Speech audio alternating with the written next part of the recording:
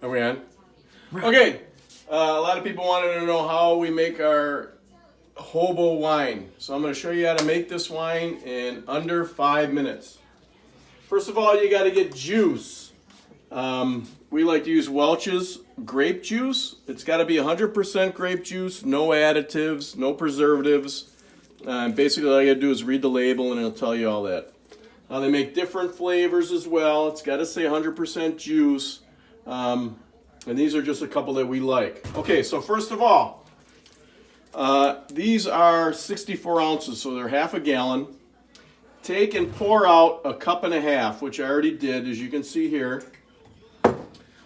Measure yourself up a cup and a half of sugar, just regular sugar, you know. Dump that in. Now you remove the cup and a half because you're adding, you know, a cup and a half. So, you know, you need the room. Now that you got that in, you take just regular yeast. You know, this is just bread yeast. You saw this when I made my bread. And to that juice where you added the cup and a half of sugar, add 1.5 teaspoons of yeast. Okay, that's all in. Now, put the lid on, nice and tight. Get everything out of the way because you are gonna shake, shake, shake, okay? You gotta shake this until all the sugar's dissolved, okay? And it takes a couple minutes. I'm not gonna bore you with this because I told you to be done in under 5 minutes. So once that's all dissolved, you know, you can let it settle and you can see there's still some there. But you just shake away. It also is adding air to the wine, which yeast likes. I learned that from brewing beer. They gotta breathe. Okay, so let's just pretend that that's all, you know, dissolved, which it pretty much is by now.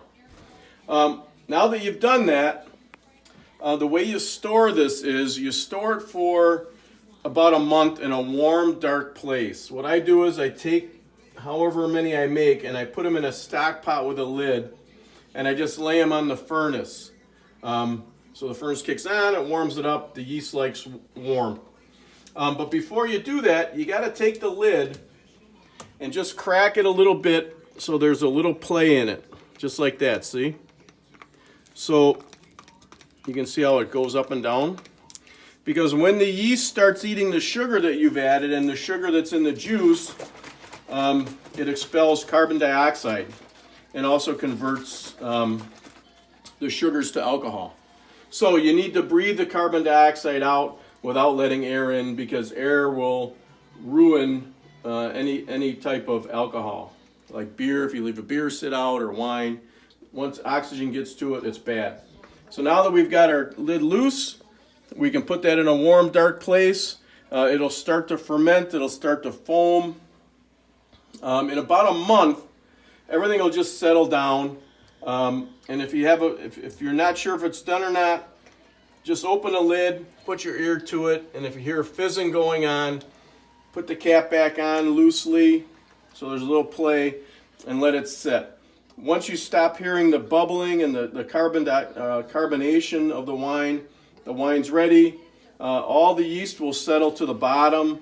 Once you put it in the fridge, it'll clear up a little bit. Everything will float to the bottom or sink to the bottom. Pour it into a glass real slow, and you got hobo wine in under 5 minutes. You can do it yourself because I know you could, or can, one of the two. So there you go. Hope you enjoy it. If you do it now, it'll be ready for Christmas, or real close to it anyways, so it'll be a nice holiday wine. All right? Peace.